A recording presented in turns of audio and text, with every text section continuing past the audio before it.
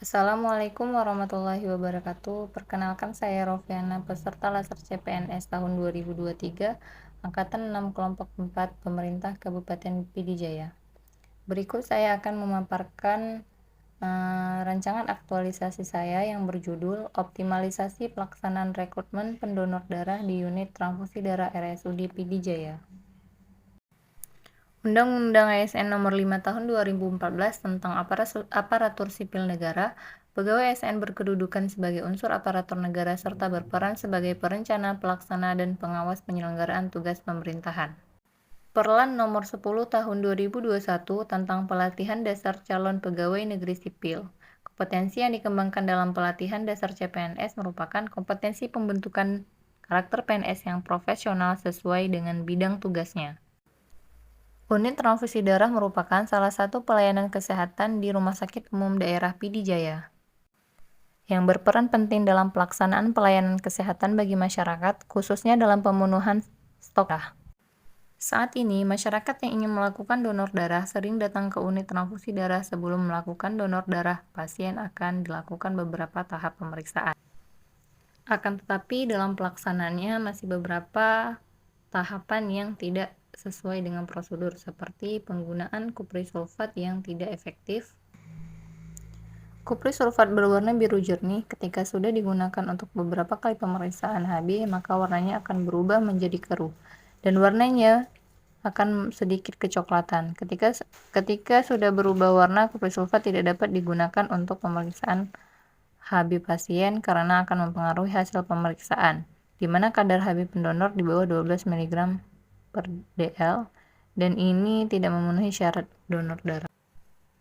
Petugas tidak mengisi info konsen, sehingga petugas tidak mengetahui keadaan kesehatan pendonor seperti apakah pasien mengonsumsi obat, istirahat dengan cukup, sudah makan 2 jam sebelum melakukan donor darah. Kemudian pencatatan buku registrasi yang tidak lengkap, seperti tidak tercantumnya nomor handphone pendonor, padahal ini merupakan hal yang sangat penting karena darah yang sudah didonorkan oleh pendonor, maka sebelum dilakukan transfusi kepada pasien akan terlebih dahulu dilakukan pemeriksaan screening, yaitu pemeriksaan hepatitis B, hepatitis C, sifilis, dan HIV.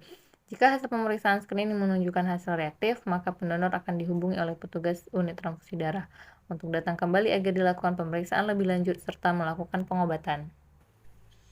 Adapun tujuan aktualisasi yang pertama yaitu tujuan umum, mampu menerapkan nilai-nilai dasar ASN yaitu berorientasi pelayanan, akuntabel, kompeten, harmonis, loyal, adaptif, dan kolaboratif dengan akronim berakhlak serta dapat menjalankan manajemen ASN dan smart ASN dengan baik. Tujuan khusus yaitu terlaksananya rekrutmen pendonor sesuai dengan prosedur yang ditetapkan sehingga terpenuhinya darah bagi pasien di Rumah Sakit Umum Daerah Pidijaya.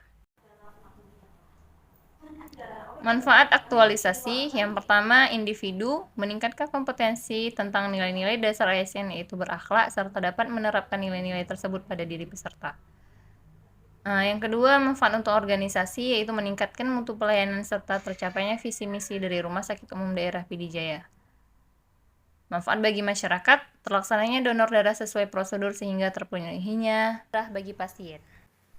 Rumah Sakit Umum Daerah Pidijaya diresmikan operasionalnya pada tanggal 10 September 2007 dengan visi menjadikan fungsi rumah sakit sebagai salah satu pelayanan yang dapat meningkatkan derajat kesehatan masyarakat Pidijaya dengan mengutamakan kualitas dan daya saing yang tinggi serta menjamin terpenuhinya hak-hak dan kewajiban setiap pasien serta keluarga serta keamanan dan kenyamanan bagi setiap petugas kesehatan.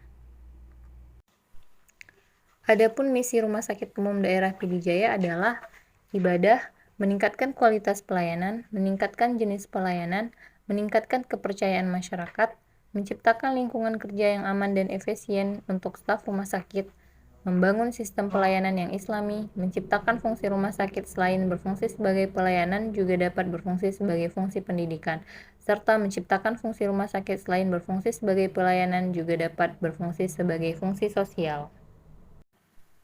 Nilai-nilai dasar ASN yang pertama berorientasi pelayanan, kemudian ada akuntabel, kompeten, harmonis, loyal, adaptif, dan kolaboratif. Identifikasi isu merupakan hal yang perlu dilakukan terhadap isu yang dihadapi oleh satuan kerja. Adapun 3 isu aktual terkait kedudukan dan peran ASN dalam mewujudkan smart governance di instalasi unit transfusi darah RSUD PD Jaya, yaitu yang pertama, belum optimalnya pelaksanaan rekrutmen pendonor darah di unit transfusi darah. Dan yang kedua, belum optimalnya pelaporan hasil reaksi transfusi darah dari perawat-rawat inap kepada petugas unit transfusi darah. Dan yang ketiga, belum optimalnya penggunaan media sosial dalam hal memberikan informasi kegiatan donor darah massal kepada masyarakat. Analisis isu menggunakan teknik APKL. Hal yang dinilai adalah seberapa aktual isu tersebut, seberapa problematik, seberapa khalayak, dan seberapa layaknya isu tersebut untuk dilakukan analisis.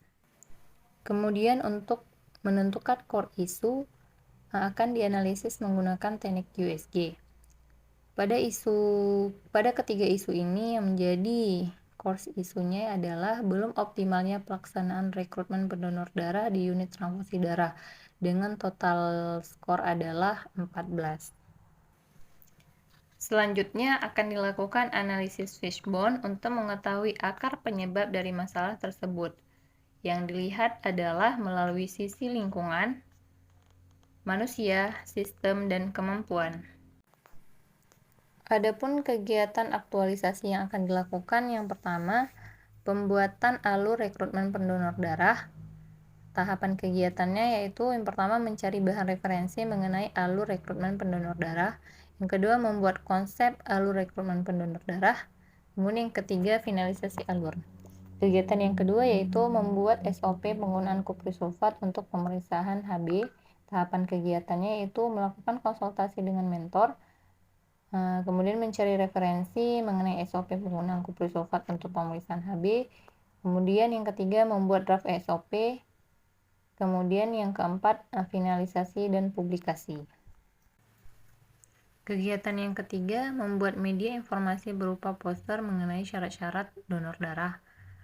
Adapun tahapan kegiatannya, yang pertama mencari bahan referensi, yang kedua membuat konsep dan desain, dan yang ketiga mencetak dan mempublikasikan poster.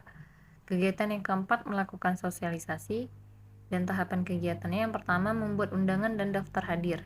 Yang kedua membuat pretest dan posttest untuk pegawai unit transfusi darah, kemudian yang ketiga melakukan tanya jawab. Kegiatan yang kelima melakukan evaluasi kegiatan. Tahapannya yang pertama menginput dan mengolah data, yang kedua membuat laporan evaluasi, dan yang ketiga membuat video dan testimoni. Adapun jadwal kegiatan aktualisasi akan dilakukan selama 7 minggu yang akan dimulai pada tanggal 9 Mei sampai dengan 30 Juni. Sekian pemaparan materi rancangan aktualisasi saya. Terima kasih. Assalamualaikum warahmatullahi wabarakatuh.